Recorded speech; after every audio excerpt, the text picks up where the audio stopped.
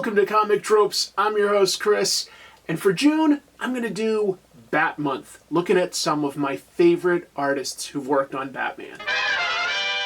My personal favorites. So, let me set the stage. The 90s. It was a crazy decade for comics. It began with an explosion of new publishers and super hot artists. And a lot of those are still popular today. Jim Lee, Todd McFarlane, J. Scott Campbell, Mark Bagley. Today, I want to talk about one of the artists from that era that made a huge splash in the 90s. Also added a ton to Batman's mythology, illustrated a bunch of creator-owned comics, respected by his peers, but for a handful of reasons that I will get into, his career didn't take off to quite the same degree. So today, let's look at the artwork and the history of the late, great Norm Breyfogle. Please, hit like and subscribe, maybe leave a comment below, share this with your friends, all that good stuff. You know the deal. Just really Hulk smash the like button, right? Alright, whatever. Let's get on with the show. Born in Iowa City, Iowa in 1960, Norm Breyfogle showed talent at an early age, and his mother began having him take art classes with a private instructor by age 12. While still in high school, he was commissioned to illustrate a comic called Tech Team for nearby Michigan Technological University. In 1977, he submitted fan art for a DC Comics contest to design a new costume for Robin. It appeared in issue 13 of Batman Family, although Breyfogle claims the published art was slightly redrawn by someone at DC. While he didn't really know what he wanted to do for a career, he went to Northern Michigan University and studied painting and illustration, graduating in 1982. Breyfogle took commercial art assignments, including illustrating a manual for NASA, while constantly sending in submissions to comic book publishers. In 1984, he was noticed by DC editor and talent scout Sal Amendola and had his work published in DC's New Talent Showcase issues 11 and 13. The following year, Breyfogle attended San Diego Comic-Con for the first time and had artwork shown at an art show. Comics writer Mike Friedrich had begun representing artists through his company Starreach and saw the artwork and signed Breyfogle. Breyfogle quickly got work illustrating a backup comic strip in American Flag called Bob Violence, though he was asked to draw it in a cartoony style that wasn't what he was used to. Other early professional work at this time included a Captain America story in Marvel Fanfare number 29 and his first monthly work on the title Whisper for First Comics between 86 and 87. By the way, issue 29 of Marvel Fanfare is something special. John Byrne tells a main story about Hulk where every single page is a splash page, which is pretty cool. But Norm Breyfogle's backup story with Captain America was originally one of his submissions for a Batman story that he redrew. It's very cool to compare. Breyfogle was soon signed to draw Batman in Detective Comics at DC, along with a new writer on the title, Alan Grant. Norm's style worked really well on Batman. It was stylized with sharp angles, but he also had great storytelling skills. The pages were always easy to read, never cluttered or over-rendered. And when I talk about good storytelling, I'm talking about how easy his art is to read. Breyfogle guides the eye through a page. I saw the Cartoonist Kayfabe guys talk about this a few years back. Take a look at this issue of Detective Comics number 593. There's a third of the page here dedicated to a montage, as though he didn't have enough panels, but he uses a heartbeat to guide our eye visually across that montage. Then on the next page, we've got a classic setup and payoff for a kill, but he avoids any gratuitous violence. We can just see a wind-up and a payoff. Again, thanks to Cartoonist Kayfabe for helping me learn about good storytelling. Norm has listed his influences in comics as guys like Alex Toth, Joe Kubert, Frank Miller, and also workhorses like Nick Cardy and Jim Aparo. Another cool aspect of Norm's art is his use of deep shadows, as well as how he'll add flowing details to musculature or clothing. Norm's take on Batman's cape made it look like some sort of living thing with tendrils constantly reaching out and curling around. Stylized, readers loved it. It led to a very long run with the character. Grant and Breyfogle would go on to create Batman stories for the next 6 years, from 1987 through 1993. They began on Detective Comics for 3 years, another 2 on the main Batman title, and closed out their run on a new title, Shadow of the Bat. Grant and Breyfogle were very prolific during this time, creating tons of new characters like Ventriloquist and Scarface, Ratcatcher, Mr. Zaz, Anarchy, Jeremiah Arkham, and telling the first stories featuring Tim Drake as the third Robin. Aside from the Silver Age of comics, this is the period when Batman sold more copies than at any other time before or since. A lot of that was thanks to the insane hype around the 1989 live-action Batman film. Breyfogle ended his run on the main Batman title by drawing chapters 1 and 3 of the Nightfall saga, where Batman would eventually get his back broken by the new villain Bane. When Breyfogle began his run on Detective Comics, it was selling around 75,000 copies a month. By the summer of 1989, he and Alan Grant did an acclaimed 3-issue storyline featuring Etrigan the Demon that got up to 650,000 copies a month. The issues of Nightfall that he drew sold around 300,000 copies. Huge numbers in any era of Batman. That's comparable to what Batman was likely selling in the Golden Age, but not quite at the popularity of 1966 when the TV show was on, and the Batman comics sold up to 900,000 copies each month. Still, Breyfogle and Grant's run was read by a lot of the comics reading audience at the time, a huge percentage. This is when Norm Breyfogle became one of the most popular artists of that time. Marvel had up-and-comers like Todd McFarlane and Jim Lee, but DC had Norm, and his royalties were probably insane. Almost all of the issues that he did with Alan Grant hold up so well because they were constantly inventing new characters and telling full stories in 1 to 3 issues at a time. I have a few favorites that I'd like to mention. The 3-issue storyline with Etrigan the Demon has been cited by both Alan Grant and Norm Breyfogle as one of their favorites, and it's a good mystery that builds up to a huge fight between 2 literal demons. Batman doesn't go supernatural too often, but he absolutely works well in that creepy, unknowable world. It's one of the few places where Batman can really come across as an underdog, acknowledging that magic is real, but not really comprehending it. The final issue with the big fight between Etrigan and another demon is big and bombastic, and Batman is just trying to keep himself and others alive. I'd also like to call out Detective Comics issue 617 as a great single-issue story. It features a confrontation with Joker that feels inevitable. The story is told through a framing device of Batman having his fortune told. Joker is represented by a card meaning death, and Batman's card is ultimately revealed to be justice. While the crime and the fight itself is grounded in street level, the framing device elevates it to feel like an epic confrontation of chaos versus order. It climaxes with a fantastic double-page spread of Batman slamming into Joker's vehicle to stop him from getting away. It's a piece of art with some great techniques on display, from the mechanical lines of the vehicle to the delicate line work of a bat in the background. It's got some great shapes, from Batman's curved cape forming a type of arrow or triangle aimed right at the Joker.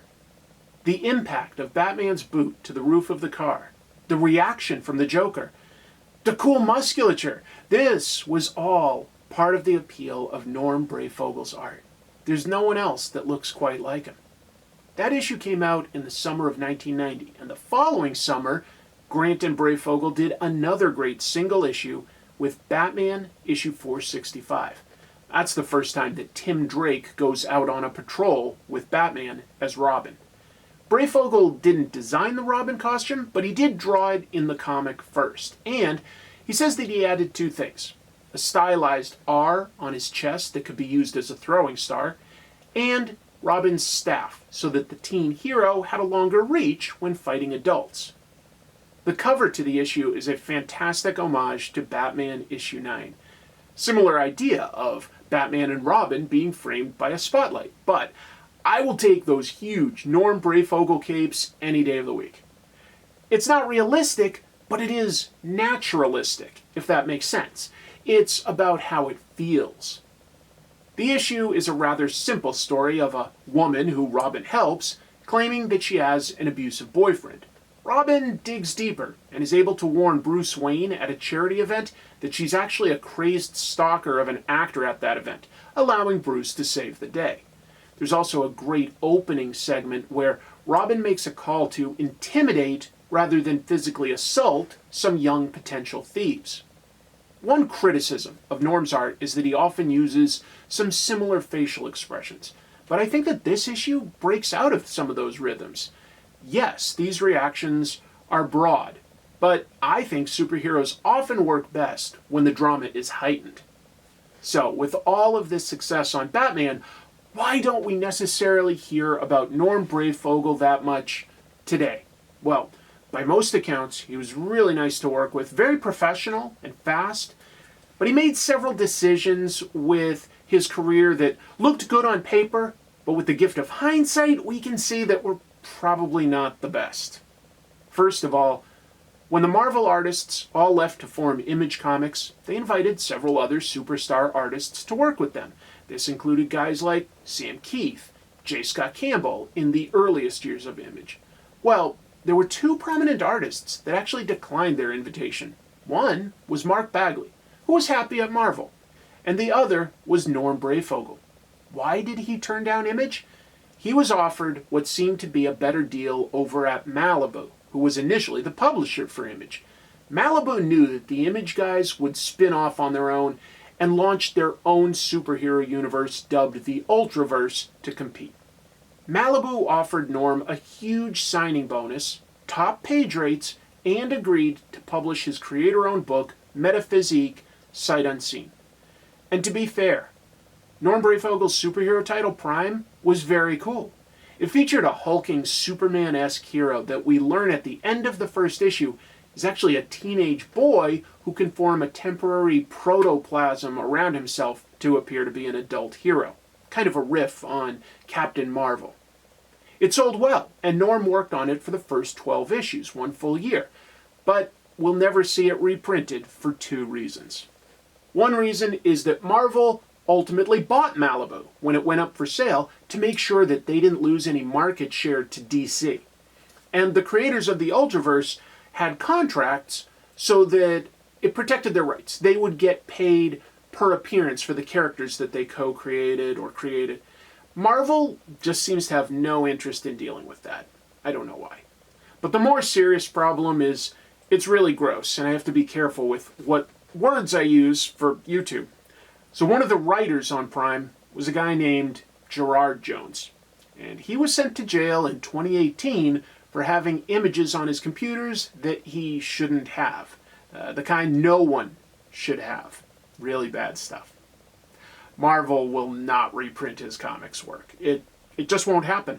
So one of the characters Breyfogle co-created and is kind of well known for, it's just super unlikely that we'll ever see it again. Norm also burned some bridges around this time. In 1994, he and Image creators Jim Valentino and Eric Larson got into a public spat in the letters pages of Wizard magazine. It amounted to Breyfogle pushing back on how Larson had said, anonymously but later revealed to be him, that writers weren't that important in comics. In issue 32 of Wizard, Valentino was interviewed and said he felt Breyfogle was wrong to have an issue with Image like that if guys like Frank Miller didn't. It must have eventually blown over because Breyfogle did illustrate a Shadowhawk pinup for Valentino in 1996. But it was a squabble in a magazine, readers all saw it, and it couldn't have helped. In 2001, Norm left Mike Friedrich's representation and also wrote a series of letters to the Comic Buyer's Guide, questioning the hiring practices of Marvel and DC. He specifically didn't like how the big two companies appeared to constantly hire young, unproven talent over professionals that were established. Allegedly, these letters were not received well by editors at either Marvel or DC. And while Breyfogle did do a few small projects for each of them, he was by and large blacklisted. Norm's artwork was loved by readers, and the writers who worked with him seem to have also loved him.